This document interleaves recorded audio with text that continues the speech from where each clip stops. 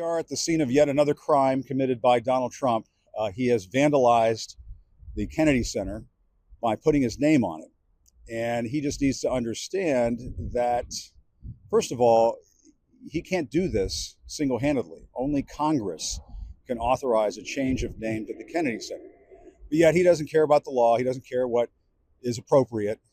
He's gone and vandalized the Kennedy Center, which is, we should note, the John F. Kennedy Memorial Center for the Performing Arts. It was named after President Kennedy after he was assassinated. Donald Trump should show some respect for that. But of course, he doesn't do that. And, this is what needs to be said. We, the American people, are not going to call the Kennedy Center the Trump Kennedy Center, just like we're not going to call the Department of Defense the Department of War, or the Gulf of Mexico the Gulf of America. We, the sane, rational American people, are not going to go along with that. So Trump can act like a child. He can be a vandal, put his name up on all of these buildings, but it's not going to change what the rest of us do in response to what has been a childish and lawless. All right, this is chaos. After mass resignations and cancellations, Donald Trump says he's shutting down the Kennedy Center for about 2 years, after trying to rename it the Trump Kennedy Center. According to the clip, it was profitable before, then everything he touched collapsed. A new programming chief quit in 5 days. Stars like Renée, Fleming, and Philip Glass walked out, and Hamilton canceled, warning politics was invading a cultural treasure. Trump promises a faster, higher quality rebuild, subject to board approval. And the host even ties this to the Epstein files, right as the spotlight hits Trump. So here's the betrayal. Who's paying for this power grab, and what gets shut down next? It's really sad.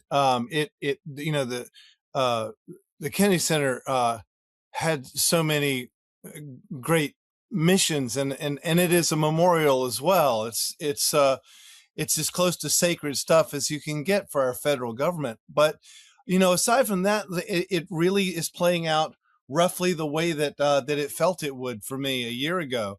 And I'm not saying that I understood how events would unfold exactly, but it was clearly the first step it was an authoritarian move. It was an authoritarian first step. And obviously they weren't going to start by trying to steamroller late night comedians. They thought they would run over us first. And that's much easier because it's close to home and they know what they're, and they know how to do it. But now the things that are happening are no surprise because that's, it wasn't just him. I think people misunderstand. It's not just him going in wanting to book bands or something, it's commandeering, the government's, the arts. And then from there, that's expression, that's freedom of expression. And from there, you move on to the networks and to Stephen Colbert and Jimmy Kimmel and 60 Minutes. And you just keep steamrolling. So I was sick on my stomach when I quit because one, I knew they were going to run in the ground. No one that they were appointing had any experience in arts administration, but that was never the point. The point was to take that, run over it and move on. So it's rotting over next to the Potomac in the moment. And it's just sad, Based on these findings, I have determined that the fastest way is to cease entertainment operations for an approximately 2-year period. Okay, stop right there. Because if this account is accurate, that line isn't about revitalization, it's about control. And I'm going to translate what this means in plain English. Here's what the transcript is saying happened. After what it describes as mass resignations of staff and a wave of performer cancellations, Donald Trump posted that the performing arts complex, widely known as the Kennedy Center, would be shut down for roughly 2 years, possibly longer, while it's rebuilt. In the same breath, this narration frames it as a vanity project, even calling it the Trump Kennedy Center, while insisting it's not what it's called, and repeatedly stressing that the building is a memorial tied to President John F. Kennedy. Now, before we go any further, we're working with a single transcript narration here. We are not shown the contracts, the board votes, the funding documents, or the legal filings. So I'm going to keep this disciplined, what's stated, what it implies, and what stays uncertain. What's stated directly in this transcript is a chain of claims and reactions. Trump posts a message describing construction findings. The narrator says the Kennedy Center was profitable before and was run into the ground after Trump put his name on it. The transcript says Trump unlawfully renamed it on December 18, 2025. And then the transcript rattles through a list of departures and cancellations, from executives quitting after days, to major artists pulling out, to established institutions moving their performances elsewhere. And the conflict in normal language is this. This isn't a construction announcement. It's a test of whether public institutions can be treated like personal property. Because the transcript isn't just describing a closure. It's describing a move that, in its telling, follows a familiar pattern. Slap a name on something, demand everyone uses it, purge leadership, politicize the mission, and when the public rejects it, don't adjust, don't learn, don't restore neutrality, just shut the whole thing down. That's the heart of it, not renovation, dominance. Let's walk through the mechanism, because this is where people get lost. According to the narration, Trump's post frames the closure as a practical necessity. Construction would be faster and higher quality if performances stop, and the facility could reopen with a grand result. It even adds a caveat, totally subject to board approval. That's the rhetorical cover. This is just how big projects work. But the transcript itself immediately pushes back with two questions it does not answer with documentation. What is he even talking about, and who pays? That second question matters because in the story being told here, funding and governance are the pressure points. If a federally connected memorial arts institution is suddenly rebranded, leadership is purged, and programming is reshaped, then shutting operations for 2 years isn't just an inconvenience, it's leverage. It forces artists, donors, staff, and audiences into a corner. Accept the new order or lose the venue. And in the telling of this transcript, people chose the third option, walk. The transcript names a new head of programming, Kevin Couch, who, it says, quit after 5 days. That's not normal turnover. That's a warning flare. When someone at a senior level exits almost immediately, either they saw a mess they didn't sign up for, or they were asked to carry water for decisions they didn't want on their name. The clip doesn't give us the resignation letter or internal emails, so we can't pretend we know the details. What we can say is, the timeline presented here is used to communicate instability at the top. Then it moves to performers, big ones. The transcript says Renée Fleming withdrew 2 scheduled May appearances with conductor James Gaffigan and the National Symphony Orchestra. It says Philip Glass canceled a Kennedy Center premiere of a work described here as the Lincoln Symphony. It even gives a quote attributed to Glass, that the values of the Kennedy Center today are in direct conflict with the message of the symphony, and that he felt an obligation to withdraw the premiere under current leadership. That's not a petty scheduling conflict. That's an artist saying, the institution's identity has shifted so far that I can't attach my work to it. Then the transcript adds another heavy piece. It says the National Opera, identified as the National Opera in the narration, announced it would cancel appearances and move out of the Kennedy Center after being there consistently since the building opened in 1971. If that account is true, that's not just symbolic, that's structural. A long-standing tenant leaving suggests the center of gravity changed.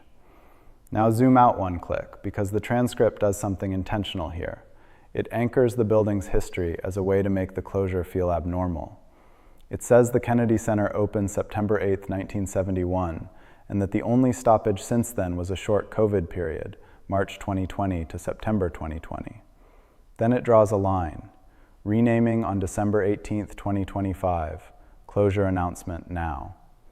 The dates in this narration are presented cleanly, but we're not shown the underlying sources.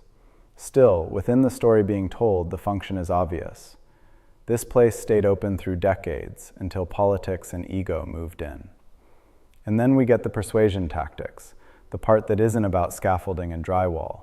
It's about narrative flooding. The transcript lists a long catalog of Trump-branded businesses that failed.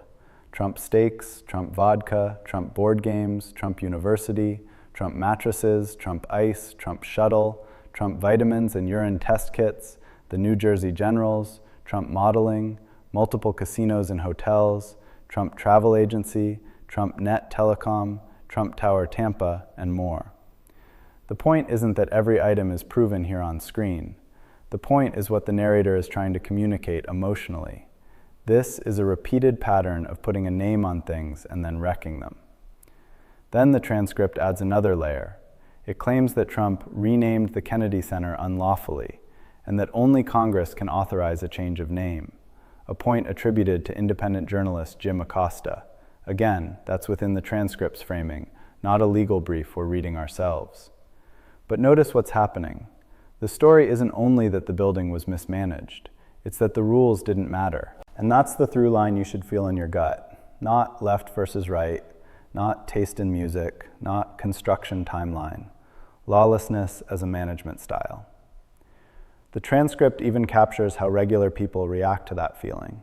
It quotes a DC resident saying it felt like democracy died today, and calling Trump a felon, a convicted felon, and a thug, and a grifter, who stuck his name on top of a national monument.